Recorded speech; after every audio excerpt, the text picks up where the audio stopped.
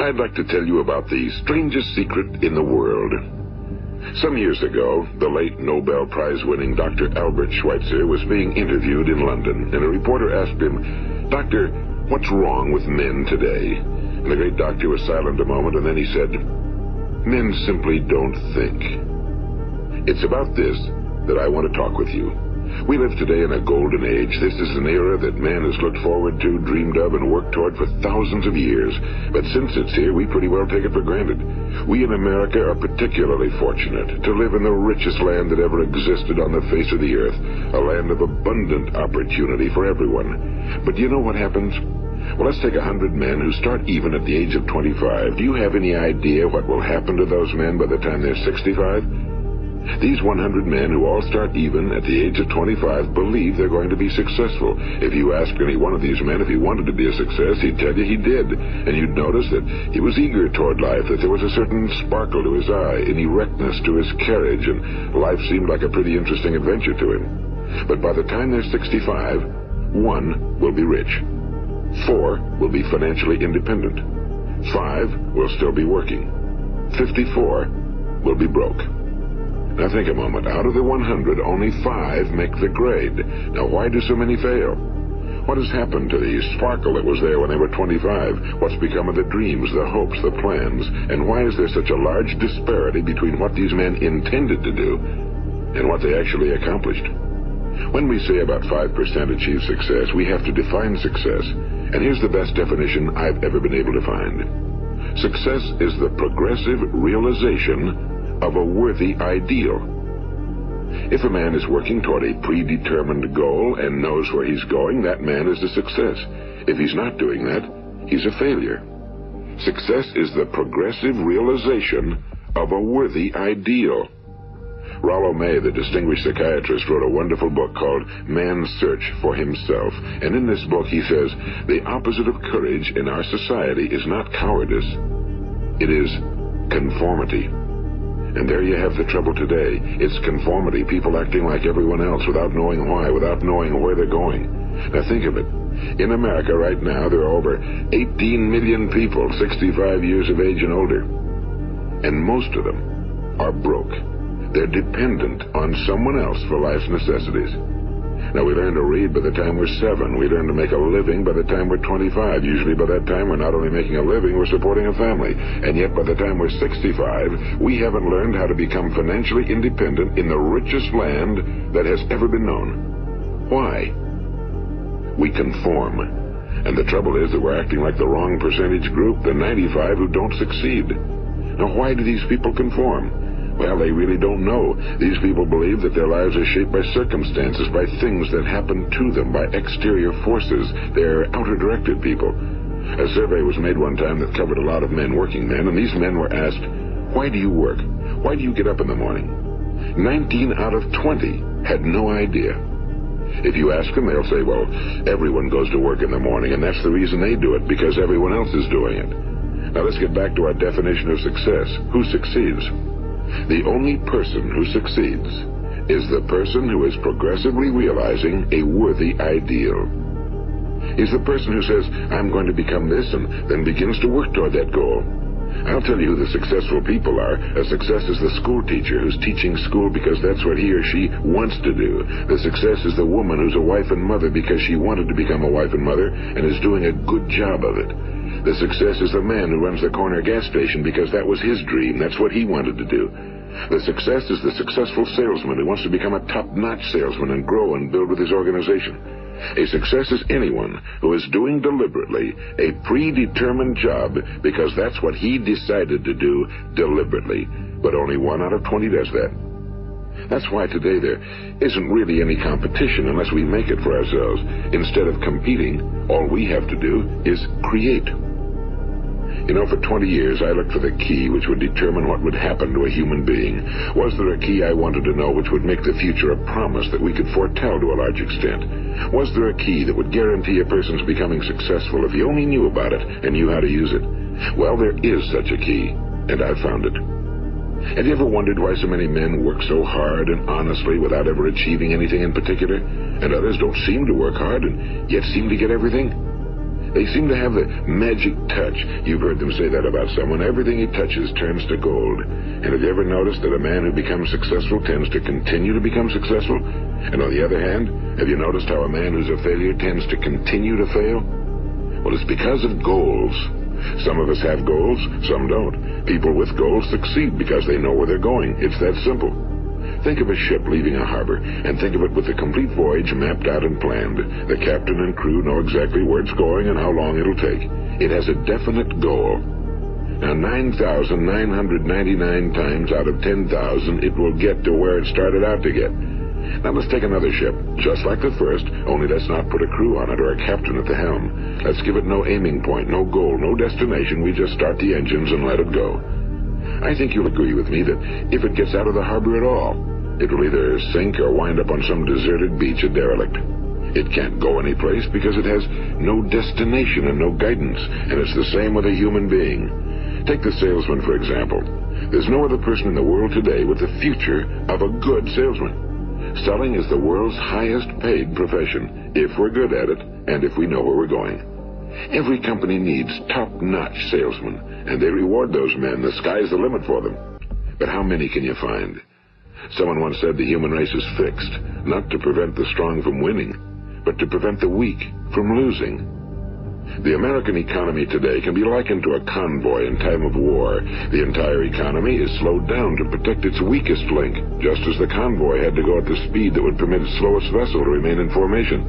That's why it's so easy to make a living today. It takes no particular brains or talent to make a living and support a family today. So we have a plateau of so-called security, if that's what a person's looking for. But we do have to decide how high above this plateau we want to aim.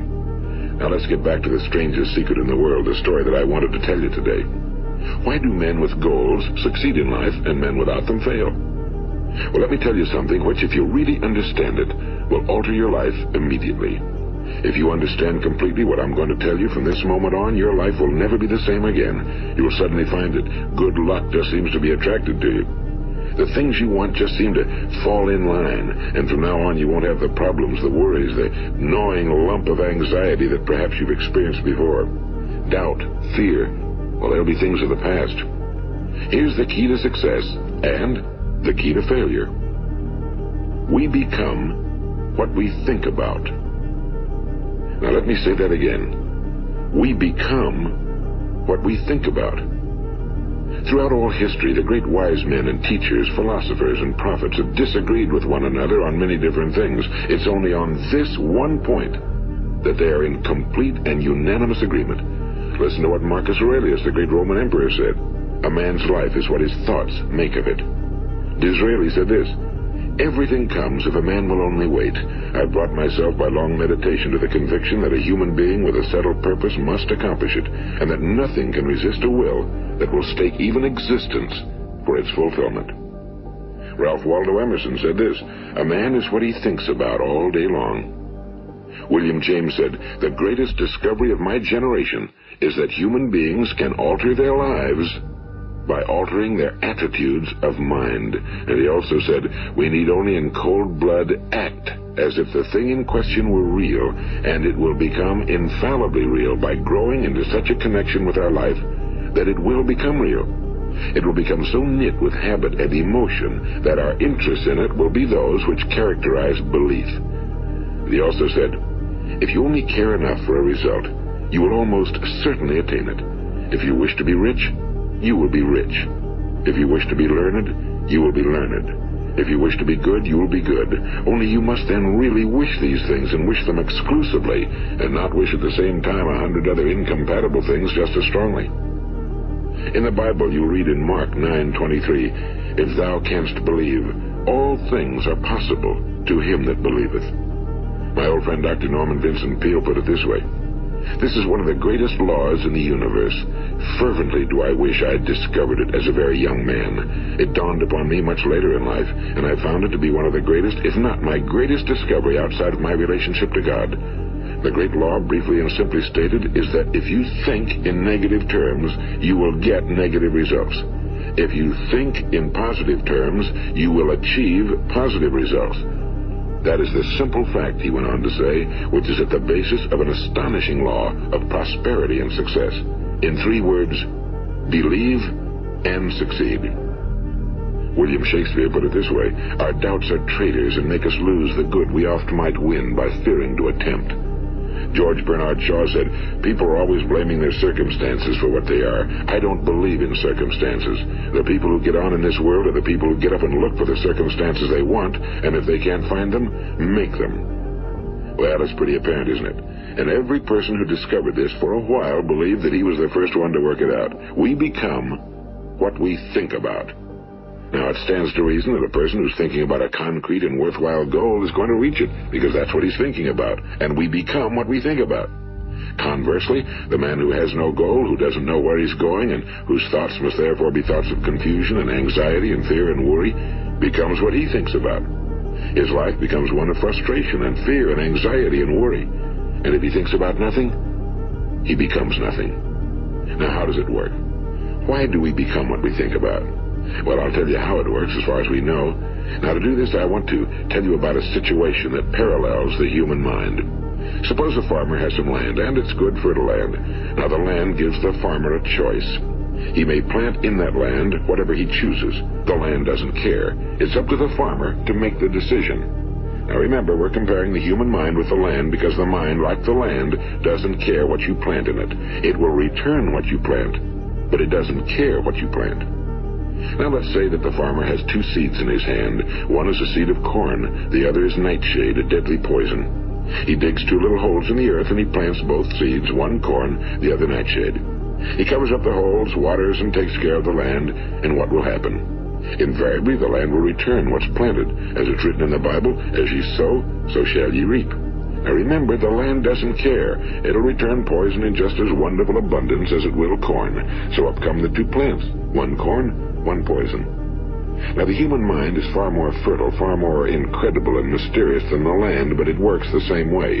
It doesn't care what we plant. Success, failure. A concrete, worthwhile goal, or confusion. Misunderstanding, fear, anxiety, and so on. But what we plant, it must return to us. You see, the human mind is the last great unexplored continent on Earth. It contains riches beyond our wildest dreams. It will return anything we want to plant. Now, you might say, well, if that's true, why don't people use their minds more? Well, I think they figured out an answer to that one, too. Our mind comes as standard equipment at birth. It's free, and things that are given to us for nothing we place little value on. Things that we pay money for, we value. The paradox is that exactly the reverse is true. Everything that's really worthwhile in life came to us free. Our minds, our souls, our bodies, our hopes, our dreams, our ambitions, our intelligence, our love of family and children and friends and country, all these priceless possessions are free. But the things that cost us money are actually very cheap and can be replaced at any time. A good man can be completely wiped out and make another fortune. He can do that several times. Even if our home burns down, we can rebuild it. But the things we got for nothing, we can never replace. The human mind isn't used because we take it for granted. Familiarity breeds contempt. It can do any kind of job we assign to it, but generally speaking, we use it for little jobs instead of big, important ones. Universities have proved that most of us are operating on about 10% or less of our abilities. So decide now, what is it you want? Plant your goal in your mind. It's the most important decision you'll ever make in your entire life. What is it you want? You want to be an outstanding salesman? A better worker at your particular job? Do you want to go places in your company, in your community? Do you want to get rich? All you've got to do is plant that seed in your mind, care for it, work steadily toward your goal, and it will become a reality. It not only will, there's no way that it cannot. You see, that's a law, like the laws of Sir Isaac Newton, the laws of gravity. If you get on top of a building and jump off, you'll always go down. You'll never go up, and it's the same with all the other laws of nature. They always work. They're inflexible. Think about your goal in a relaxed, positive way. Picture yourself in your mind's eye as having already achieved this goal. See yourself doing the things you will be doing when you've reached your goal. Ours has been called the phenobarbital age, the age of ulcers and nervous breakdowns and tranquilizers, at a time when medical research has raised us to a new plateau of good health and longevity. Far too many of us worry ourselves into an early grave trying to cope with things in our own little personal ways without learning a few great laws that will take care of everything for us. These things we bring on ourselves through our habitual way of thinking. Every one of us is the sum total of his own thoughts. He is where he is because that's exactly where he really wants to be, whether he'll admit that or not. Each of us must live off the fruit of his thoughts in the future, because what you think today and tomorrow, next month and next year, will mold your life and determine your future. You're guided by your mind. I remember one time I was driving through eastern Arizona and I saw one of those giant earth-moving machines roaring along the road at about 35 miles an hour with what looked like 30 tons of dirt in it. A tremendous, incredible machine. And there was a little man perched way up on top with the wheel in his hands guiding it. And as I drove along, I was struck by the similarity of that machine to the human mind. Just suppose you're sitting at the controls of such a vast source of energy. Are you going to sit back and fold your arms and let it run itself into a ditch? Or are you going to keep both hands firmly on the wheel and control and direct this power to a specific, worthwhile purpose? It's up to you. You're in the driver's seat. You see, the very law that gives us success is a two-edged sword. We must control our thinking. The same rule that can lead a man to a life of success, wealth, happiness, and all the things he ever dreamed of for himself and his family. That very same law can lead him into the gutter. It's all in how he uses it, for good or for bad. This is the strangest secret in the world. Now, why do I say it's strange, and why do I call it a secret? Actually, it isn't a secret at all. It was first promulgated by some of the earliest wise men, and it appears again and again throughout the Bible, but very few people have learned it, understand it. That's why it's strange, and why for some equally strange reason it virtually remains a secret. I believe that you could go out and walk down the main street of your town and ask one man after another what the secret of success is, and you probably wouldn't run into one man in a month who could tell you. Now, this information is enormously valuable to us if we really understand it and apply it. It's valuable to us not only for our own lives, but the lives of those around us, our families, employees, associates, and friends. Life should be an exciting adventure. It should never be a bore. A man should live fully, be alive. He should be glad to get out of bed in the morning. He should be doing a job he likes to do because he does it well. One time I heard Grove Patterson, the great late editor-in-chief of the Toledo Daily Blade, make a speech, and as he concluded his speech, he said something I've never forgotten. He said, "My years in the newspaper business have convinced me of several things. Among them, that people are basically good, and that we came from someplace, and we're going someplace. So we should make our time here an exciting adventure. The architect of the universe didn't build a stairway leading nowhere." And the greatest teacher of all, the carpenter from the plains of Galilee, gave us the secret time and time again.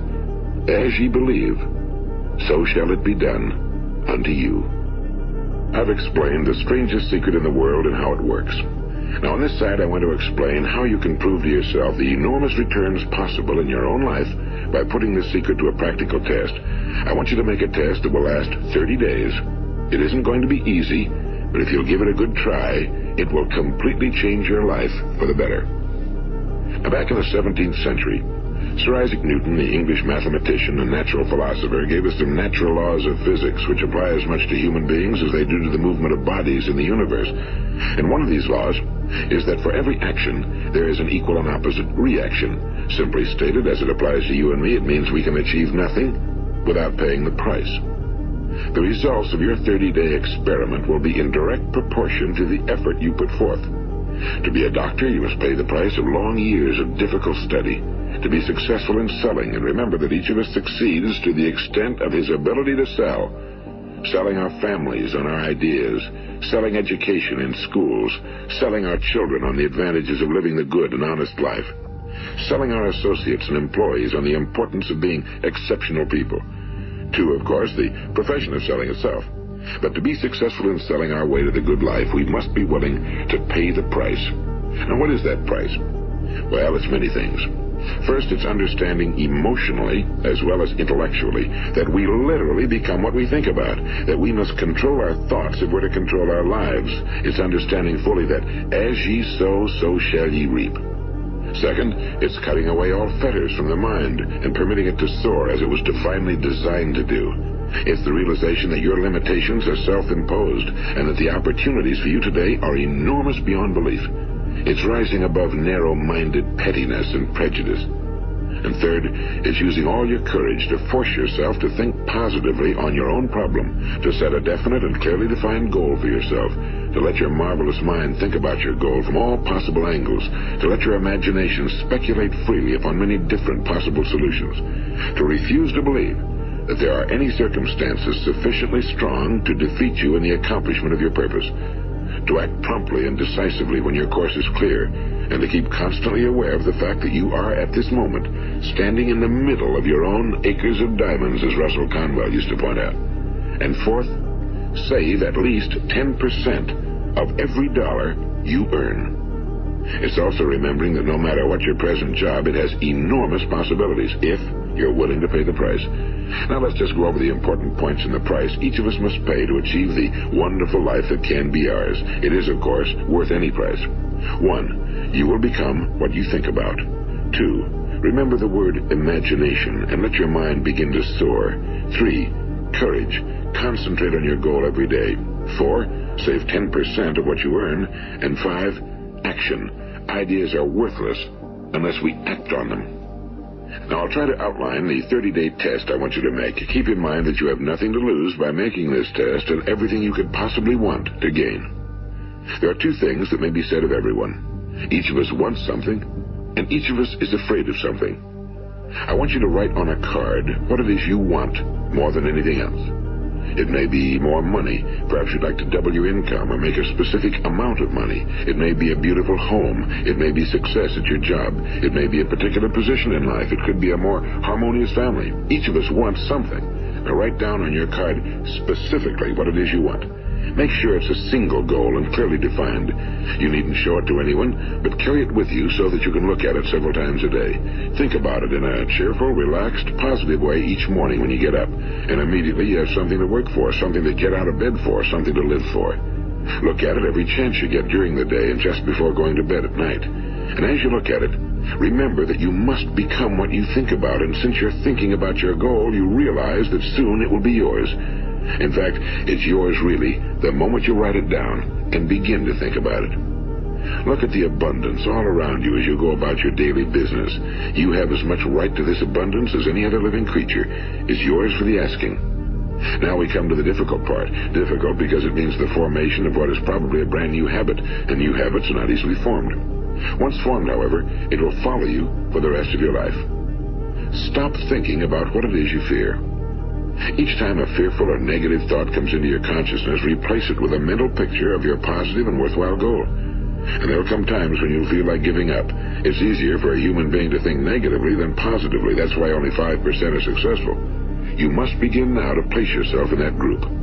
For 30 days, you must take control of your mind. It will think about only what you permit it to think about. Each day for this 30-day test, do more than you have to do. In addition to maintaining a cheerful, positive outlook, give of yourself more than you've ever done before. Do this knowing that your returns in life must be in direct proportion to what you give. The moment you decide on a goal to work toward, you're immediately a successful person. You are then in that rare and successful category of people who know where they're going.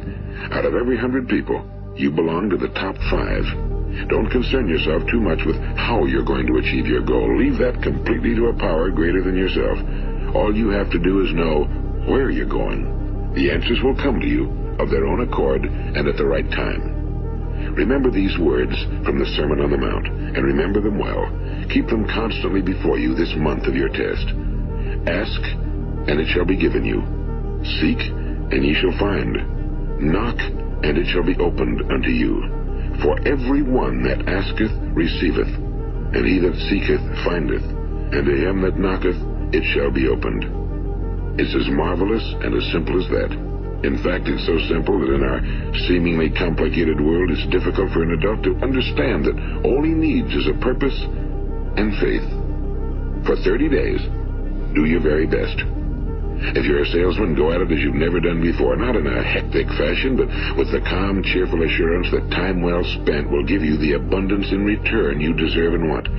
If you're a homemaker, devote your 30-day test to completely giving of yourself without thinking about receiving anything in return, and you'll be amazed at the difference it makes in your life. No matter what your job, do it as you've never done it before for 30 days. And if you've kept your goal before you every day, you'll wonder and marvel at this new life you've found. Dorothea Brand, the outstanding editor and writer, discovered it for herself and tells about it in her fine book, Wake Up and Live. Her entire philosophy is reduced to the words, act as though it were impossible to fail. She made her own test with sincerity and faith, and her entire life was changed to one of overwhelming success. Now, you make your test for 30 full days. Don't start your test until you've made up your mind to stick with it. You see, by being persistent, you're demonstrating faith. Persistence is simply another word for faith. If you didn't have faith, you'd never persist. If you should fail during your first 30 days, by that I mean suddenly find yourself overwhelmed by negative thoughts, you've got to start over again from that point and go 30 more days.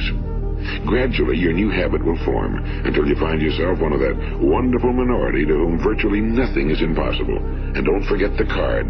It's vitally important as you begin this new way of living. On one side of the card, write your goal, whatever it may be. On the other side, write the words we've quoted from the Sermon on the Mount. Ask, and it shall be given you. Seek, and ye shall find. Knock, and it shall be opened unto you.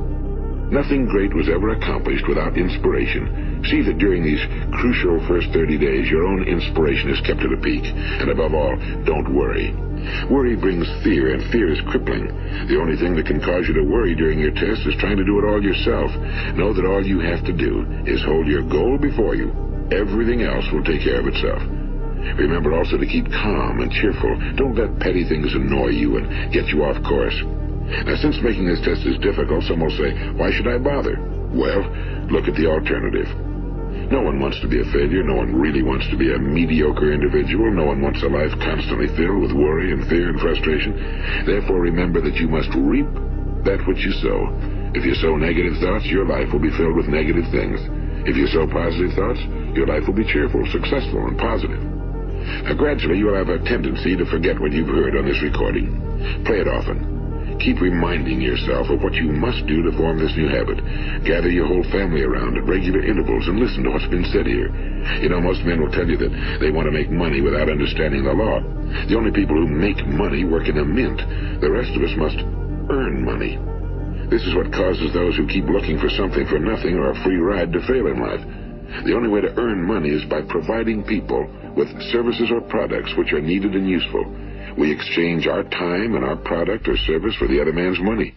Therefore, the law is that our financial return will be in direct proportion to our service. Now, success is not the result of making money. Making money is the result of success, and success is in direct proportion to our service. Most people have this law backwards. They believe that you're successful if you earn a lot of money. The truth is that you can only earn money after you're successful. It's like the story of the man who sat in front of the stove and said to it, give me heat, and then I'll add the wood. How many men and women do you know, or do you suppose there are today, who take the same attitude toward life? There are millions. We've got to put the fuel in before we can expect heat. Likewise, we've got to be of service first before we can expect money. Don't concern yourself with the money. Be of service, build, work, dream, create. Do this and you'll find there's no limit to the prosperity and abundance that will come to you. Prosperity, you know, is founded upon a law of mutual exchange. Any person who contributes to prosperity must prosper in turn himself. Sometimes the return will not come from those you serve, but it must come to you from someplace, because that's the law.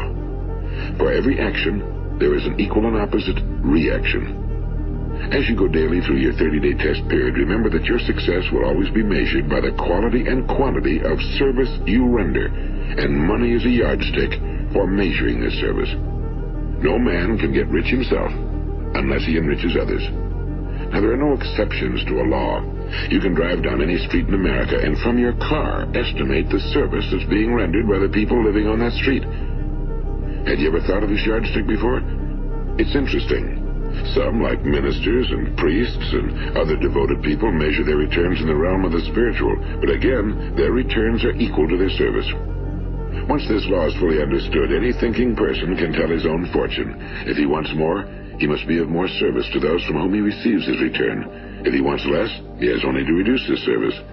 This is the price you must pay for what you want. If you believe you can enrich yourself by deluding others, you can end only by deluding yourself. It may take some time, but just as surely as you breathe, you'll get back what you put out. Don't ever make the mistake of thinking you can avert this. It's impossible. The prisons and the streets where the lonely walk are filled with people who tried to make new laws just for themselves. We may avoid the laws of man for a while, but there are greater laws that cannot be broken. An outstanding medical doctor recently pointed out 6 steps that will help you realize success. 1. Set yourself a definite goal. 2. Quit running yourself down. 3. Stop thinking of all the reasons why you cannot be successful and instead think of all the reasons why you can. 4. Trace your attitudes back through your childhood and try to discover where you first got the idea you couldn't be successful, if that's the way you've been thinking. 5. Change the image you have of yourself by writing out a description of the person you would like to be. And 6. Act the part of the successful person you have decided to become. The doctor who wrote those words is a noted West Coast psychiatrist, Dr. David Harold Fink. Do what the experts since the dawn of recorded history have told you must do. Pay the price by becoming the person you want to become. It's not nearly as difficult as living unsuccessfully. Make your 30-day test, then repeat it again, and each time it will become more a part of you until you'll wonder how you could ever have lived any other way. Live this new way and the floodgates of abundance will open and pour over you more riches than you may have dreamed existed. Money? Yes, lots of it. But what's more important, you'll have peace. You'll be in that wonderful minority who lead calm, cheerful, successful lives. Start today.